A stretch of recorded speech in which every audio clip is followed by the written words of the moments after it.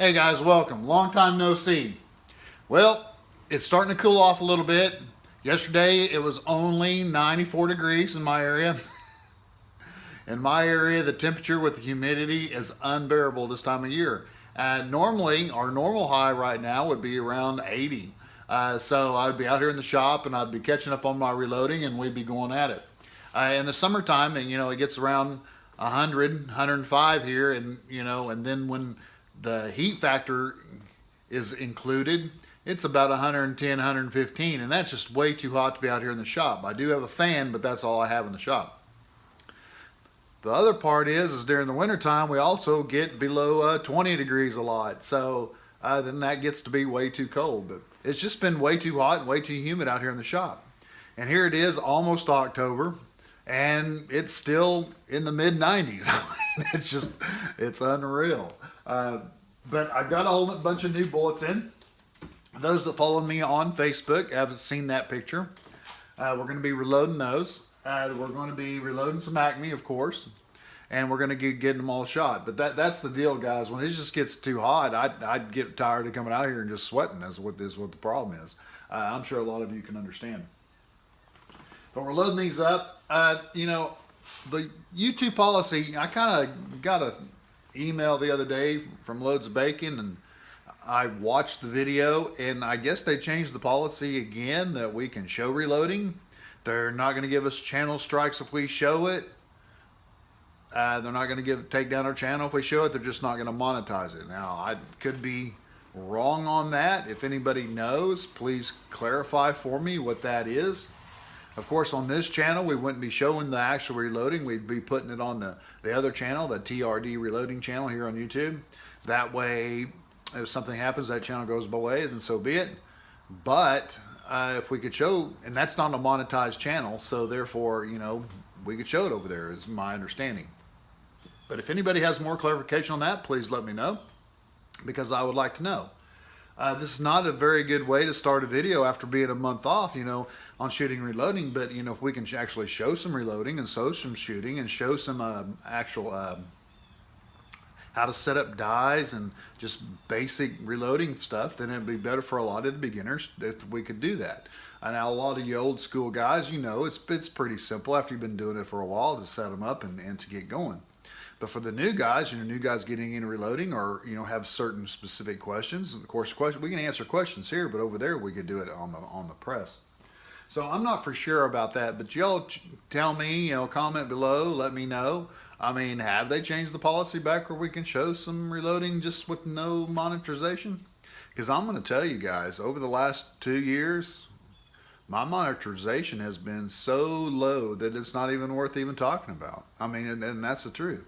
All the stuff that you see me do comes out of my own pocket or because of Patreon subscribers. And that's the truth. And I'm going to tell you, if it wasn't for the Patreon subscribers, we wouldn't be getting half as much as we get now. So, those guys over there, they support the channel, and I appreciate every one of those guys. Because that's the truth. The YouTube monetization is nothing. And if you all think we're getting rich out here on this YouTube, on reloading channels, you got yourself fooled, because it ain't happening. It's just not.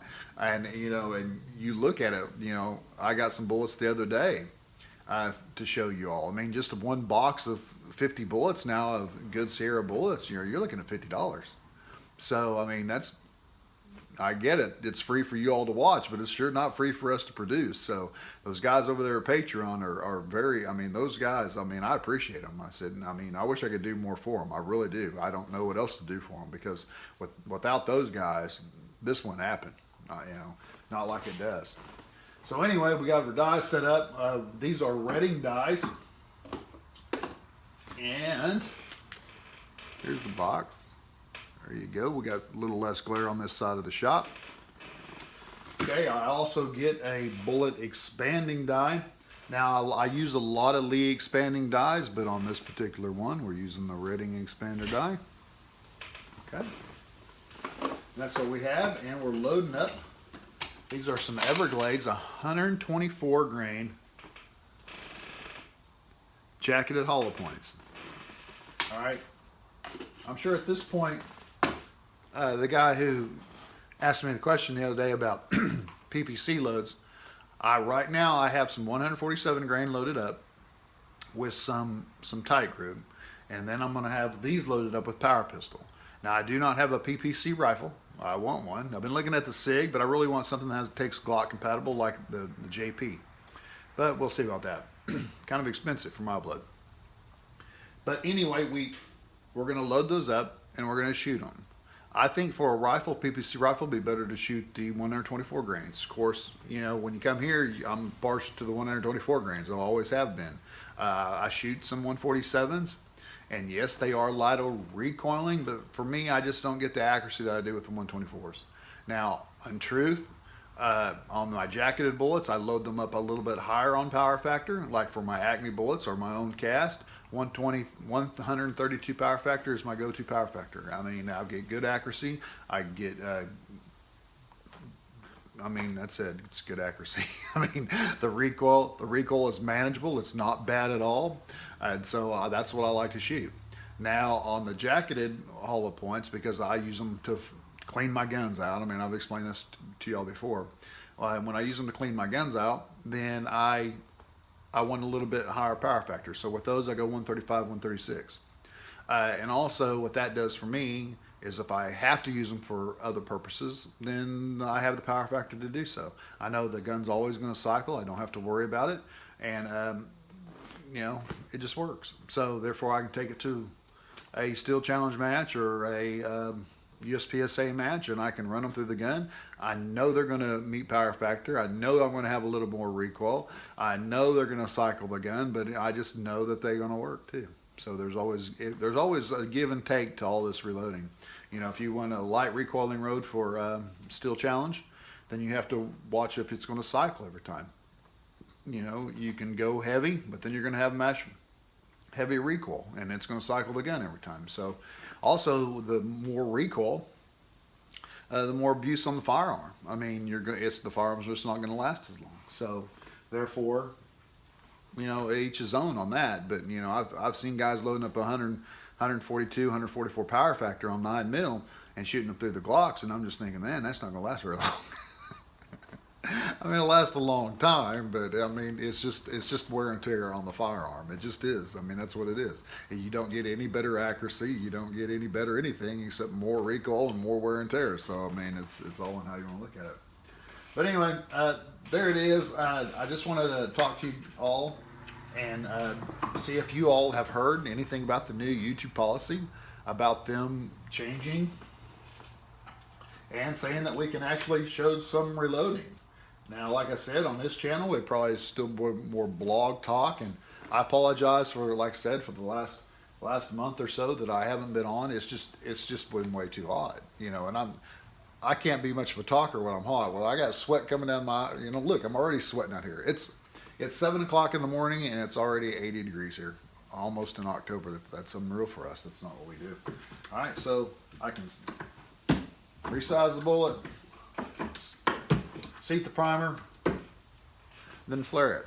That's how I use this machine. I do 2 stages at one time. Technically, I guess that is 3 for all those keeping count, but to me it's 2. What I'm saying is a 2 die. And then I come back and I seat the die and I crimp the die. So everything I do on this is in a 2-stage or 2 die setup. People asked me before, do I have any problems with primers not firing if I put them in by hand? Nope. I mean, that's the answer. I've only been touching primers for many, many, many years, and I've never had one not fire because I've touched it. I've had them not fire because I seated them wrong. I've had them not fire because I did something else stupid, but because I touched them, nah, they've always worked. But anyway, there is a full size and a flare and added the primer. So we'll see if YouTube cuts us off for showing that one time. All right, guys, I appreciate it. There will be a lot more coming. I'm going to roll in a picture of the bullets that we got in. Plus, I got hundreds of bullets from Acme to show, and I've got hundreds of bullets that I have cast to show. So we need some cooler weather so we can come out to the shop more. We need some not cold weather. I do have heaters, but when it gets cold, I get cranky too. So I don't like hot weather and I don't like cold weather. But I'm saying if the shop is in between, let's say, 40 and 80, I can be out here every day. But for some reason in my area, the shop seems to always be over 80 and always under 40, which is BS because I want to shoot and I want to reload. And I can't shoot if I don't reload, and I can't reload if I don't shoot. So it's just kind of a catch-22 for me. All right, guys, I appreciate you watching. Stay tuned. Like I said, hopefully y'all can tell me about this new YouTube policy, because if we're going to show reloading, we're going to show it on the B channel, TRD Reloading. We'll put some out there. All right, guys, appreciate it. Thanks.